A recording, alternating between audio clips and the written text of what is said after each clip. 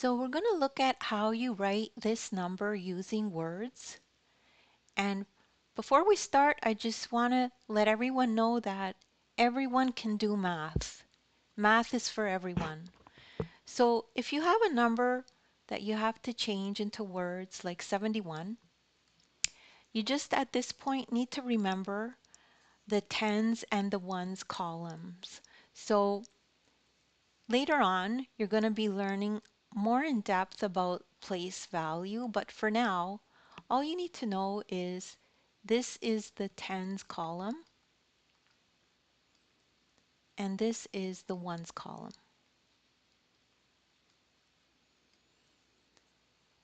And the next thing you need to do is take a look at this chart, and this shows you what the tens column looks like written out for each number and what the ones column looks like for each number written out. So we just need to locate for our number what 70 looks like. So here's 70, and then here's 1,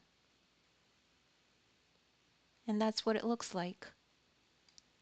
So you could pause this video right now and maybe just take a closer look at this table and try to remember it and remember how the words are lined up with the number.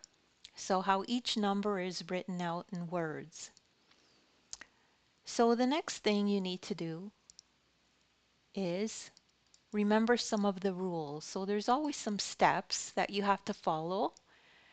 So first you write the tens part, then put a hyphen, and then write the ones part. So this is the tens part, so let's write that.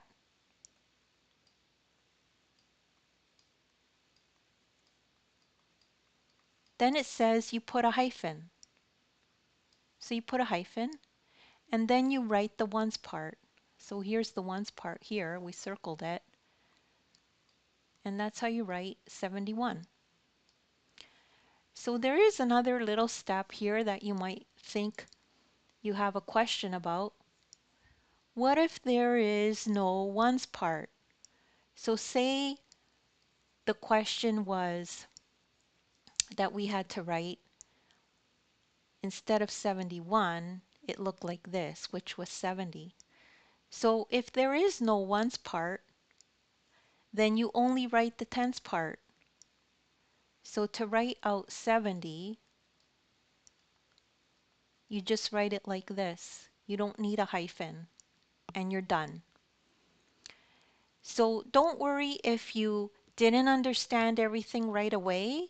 You can restart this video, and once you hear it once or twice, you will understand it because math is for everyone.